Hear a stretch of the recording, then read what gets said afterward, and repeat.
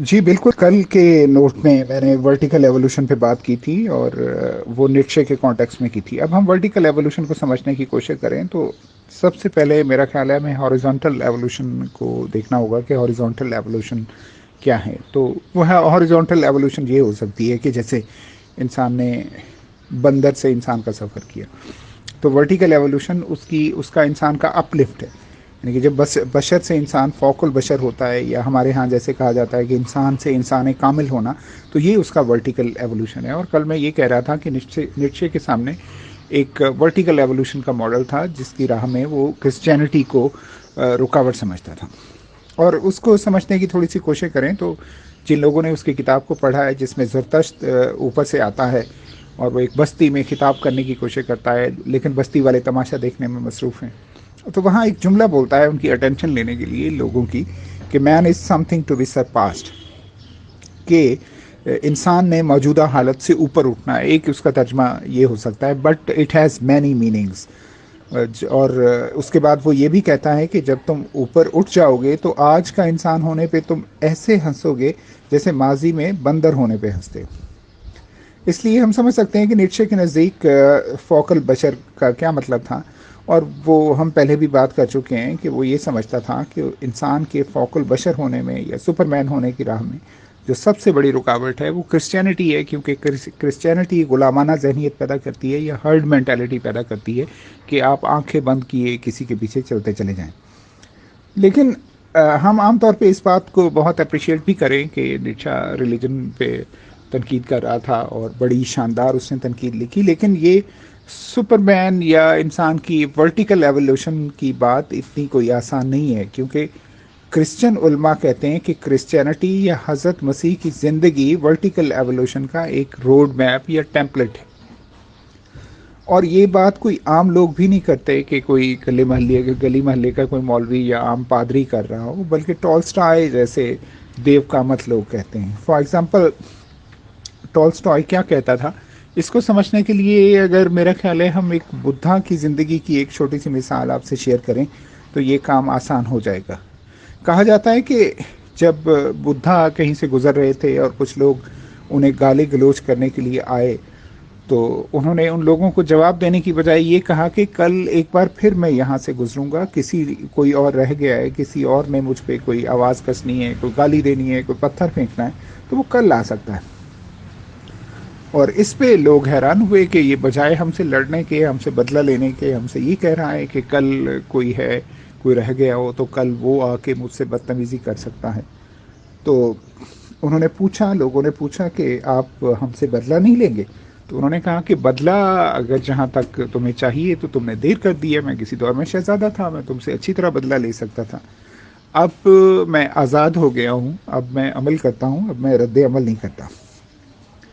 اور یہ بات بہت قیمتی ہے، یعنی رد عمل آزادی نہیں، عمل آزادی ہے. اور ہم اپنی زندگی پہ ایک دفعہ غور کریں، اپنی زندگیوں پہ غور کریں تو ہمیں واضح طور پہ لگتا ہے کہ ہمارے 99.9% جو کام ہوتے ہیں وہ کسی کے رد عمل میں ہیں، کسی کی نقل میں ہیں، کسی سے ہم جیلس ہو کے کر رہے ہیں، کسی نے کوئی ہمارا بٹن دبایا ہوا ہے اور ہم چلے جا رہے ہیں، کہ جیسے ہم کوئی کمپیوٹر ہیں جس کی کوئی کی پریس کر دی گئی ہے اور ہمارے اندر کا سافٹ ویئر کام کرنا شروع ہو گیا. تو ہم تھوڑا سا غور کریں تو ہم رد عمل کی زنجیروں میں جکڑے ہوئے اپنے آپ کو پاتے ہیں. کہ کتنے پرسنٹ ہم میں سے لوگ ہوں گے کہ جو عمل کر رہے ہیں وہ خود ان کے دل سے نکلا ہے اور اس کی موٹیویشن وہ خود ہیں. اب لیکن وہاں اس سے بالکل واضح ہو جاتا ہے کہ آزادی سے مراد ارتقائی سفر کے دوران جو یادداشتیں تھیں ان سے بھی بہت حد تک آزادی ہے. کہ کسی نے مجھے گالی دی تو میں جواب میں پتھر ماروں گا، کوئی پتھر مارے گا تو میں نے گولی مارنی ہے. اور یہی بات ٹالسٹائے نے حضرت مسیح کے بارے میں کہا تھا کہ انہوں نے کرائسٹ کی زندگی سے ایک بات سیکھی ہے، اور وہ یہ ہے کہ ڈونٹ ریزسٹ دی ایول. انہوں نے ایک بات سیکھی ہے کہ ڈونٹ ریزسٹ دی ایول. اور اب اس بات پہ ہمیں واضح ہو جاتا ہے کہ ٹالسٹائے کے کام سے جو لوگ واقف ہیں، ٹالسٹائے نے جو کچھ سیکھا ان سے وہ نان وائلنس کا فلسفہ سیکھا کرائسٹ سے. اور ہم غور کریں کہ جس قسم کا واقعہ کرسچن ٹریڈیشن کے مطابق حضرت مسیح علیہ السلام کے ساتھ پیش آیا ہے کہ انہیں جب مسلوب کر دیا گیا، جب انہیں مسلوب کیا جا رہا تھا، تو وہ اپنے دشمنوں کو دعائیں دے رہے تھے کہ جنہوں نے یہ سارا کچھ کیا. اور اس قسم کا واقعہ تقریباً جیسے ہم نے بدھا کا یہاں پہ آپ کے سامنے رکھا ہے، اس قسم کے واقعات تمام ان ریلیجس ٹریڈیشنز کی فاؤنڈیشن رکھنے والے لوگوں کی زندگی میں آئے ہیں. جی ہاں، اگر آپ اسلامی تاریخ میں دیکھیں تو یہ واقعہ طائف کا واقعہ بھی ہو سکتا ہے، لیکن ہمارے ہاں لوگوں نے اس واقعے کی تعبیر انتہائی سطحی کی ہے. مثال طور پہ مجھے یاد آ رہا ہے کہ پرویز صاحب کہا کرتے تھے کہ پیغمبر کے پاس وقت نہیں تھا، اور کچھ دیگر علماء کہتے تھے کہ یہ اسلام کی حکمت تھی کیونکہ مسلمان اس دور میں کمزور تھے اور وہ کوئی بدلہ لینے کی اس میں نہیں تھے. لیکن اصل میں جو بات ٹالسٹائے کر رہے ہیں یا بدھا نے واشگاف الفاظ میں کہہ دی، وہ بہت میننگ فل ہے، کہ اس لیے کہ آپ ان یاداشتوں سے، ارتقائی یاداشتوں سے جان چھڑا چکے ہیں، آپ آزاد ہو چکے ہیں، اس لیے آپ آزاد عمل کریں گے. اور کسی صوفی اسکالر نے مجھے یہ بتایا تھا، میں اسکالر ویسے ہی کہہ رہا ہوں، کسی صوفی اسکالر نے مجھے یہ کہا تھا کہ ان لوگوں کی زندگی میں جہاں بھی کوئی ریئیکشنری عمل آپ کو نظر آتا ہے، چاہے وہ ہسٹری کا حصہ ہی کیوں نہیں ہے، وہ مشکوک ہے کہ سب سے پہلا قدم تو ان کا یہ ہے، اس جگہ پہ پڑا ہے اپنی ورٹیکل ایوولوشن میں جہاں پہ یہ ریئیکٹ نہیں کریں گے، ایکٹ کریں گے. جیسے ہم نے بدھا کی مثال سے بھی یہ بات واضح کرنے کی کوشش کی. تو اور دوسری بات یہ بھی ہے کہ جیسے ٹالسٹائے یہ کہہ رہے تھے کہ کرائسٹ کی زندگی سے انہیں ایک ہی سبق ملتا ہے، اور وہ ہے ڈونٹ ریزسٹ دی ایول. اور اس سے نہ صرف جہاں ہمیں نان وائلنس کا ایک فلسفہ ملتا ہے جس کو پولیٹیکل ایکشن میں بھی ٹرانسلیٹ کیا گیا ہے، اور اس سے پولیٹیکل ایکشن میں ٹرانسلیٹ کرنے والوں میں مارٹن لوتھر کنگ، یہ خود ٹالسٹائے اور مہاتما گاندھی بھی شامل ہیں. اور ہم نے دیکھا کہ ایک اس کی بنیاد پہ کتنی بڑی تحریک نے جنم لیا، اور بڑے سیاسی طور پہ بہت بڑے بڑے کارنامے بھی سر انجام پائے. لیکن یہاں پہ سوال یہ ہے کہ مذہب میں بھی ہم دیکھیں، جیسے ہم نے یہ غور کرنے کی کوشش کی ہے، تو ورٹیکل ایوولوشن کا ایک کانسیپٹ وہاں بھی موجود ہے، اور یہ جو روحانی سلاسل ہے اس میں تو خاص طور پہ اس پہ زور دیا جاتا ہے. اور ہم نے یہ بھی دیکھا کہ یہ جو ہماری فری تھنکنگ ہے، جیسے نیٹشے کے پوائنٹ آف ویو سے ہم نے دیکھا، تو وہاں بھی اس ورٹیکل ایوولوشن کی بات ہوتی ہے. اور کئی لوگ ہیں کہ جو مطلب انسان کو، جیسے اس نے کہا تھا، نیٹشے نے کہا کہ مین از سم تھنگ ٹو بی سرپاسڈ، انسان کو اس سطح سے اٹھانے کی کوشش کرتے ہیں، اس اپ لفٹ کی کوشش دونوں جانب ہے. وہ فری تھنکنگ میں بھی ہمیں ملتی ہے اور یہ مذاہب کے ہاں بھی ملتی ہے ہمیں.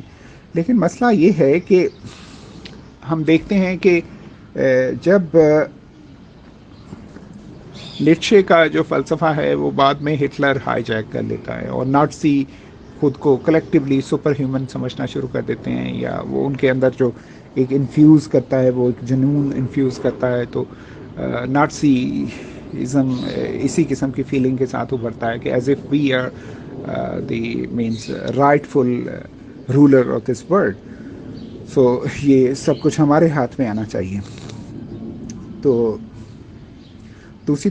طرف مذاہب کی صورتحال تو ہمارے سامنے ہے کہ مذاہب بھی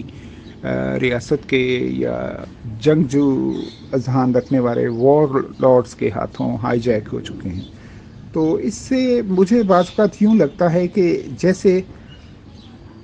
کوئی طاقت اگر ہے، کوئی شیطانی طاقت اس دنیا میں ہے جو کام کر رہی ہے، تو وہ طاقت ایز سچ کوئی نان ریلیجس لوگوں میں یا ریلیجن اور نان ریلیجس کی اور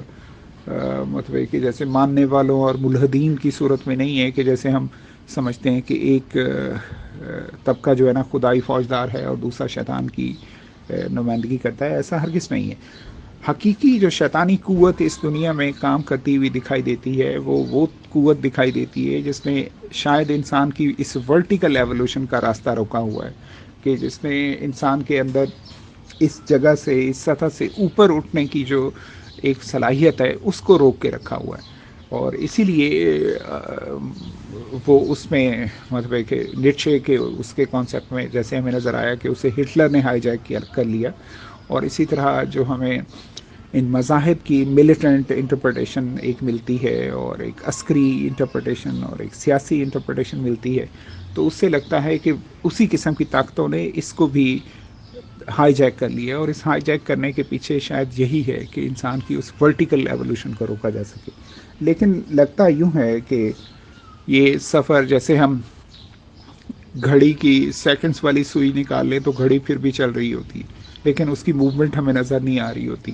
انسان آہستہ آہستہ وہ سفر طے کر رہا ہے اور آگے بڑھ رہا ہے. اس لیے وہ کل ہماری ایک دوست ہمیں بتا رہی تھیں کہ ایک نسل کی جو وزڈم ہوتی ہے وہ دوسری نسل کی کامن سینس بن جاتی ہے، یعنی کہ بات آگے بڑھ رہی ہے. اور ہم یہ بھی دیکھ رہے ہیں کہ آج کے بچے ہمارے دور کے بچوں سے زیادہ حساس ہیں. وہ رنگ، نسل، مذہب اور جنس کی بنیاد پہ تقسیم کے بھی قائل نہیں ہیں. اور جیسے ہاریزونٹل ایوولوشن نہیں روکی جا سکی، اسی طرح ورٹیکل ایوولوشن بھی انسان کی نہیں روکی جا سکے گی. لیکن اگر انسان جان بوجھ کے کوشش کرتا ہے، انسان اس پہ اسٹرگل کرتا ہے اور اپنے آپ کو اس موجودہ سطح سے اٹھانے کی کوشش کرتا ہے، تو نیچر کے کام میں مزید تیزی آ سکتی ہے. ورنہ نیچر ہمیں شاید اپلفٹ کر دے. ہم وقت کے ساتھ، علوم کے آگے پھیلنے کے ساتھ، آگے بڑھنے کے ساتھ، اور نت نئی تحقیقات اور چیزیں آنے کے ساتھ ہماری یہ ورٹیکل ایوولوشن پاسبل ہوگی کہ ہم جب پیچھے دیکھیں گے تو جیسے آج کل ہم بندر ہونے پہ ہنستے ہیں کہ کل کو ہم بندر تھے، جب کچھ عرصے بعد آج کی حالت کو دیکھیں گے تو ہم واقعی ہنسیں گے کہ جب اس سطح سے بلند ہو چکے ہوں گے ہم. تو یہ ہے ورٹیکل ایوولوشن جس کے بارے میں کل بات ہوئی تھی.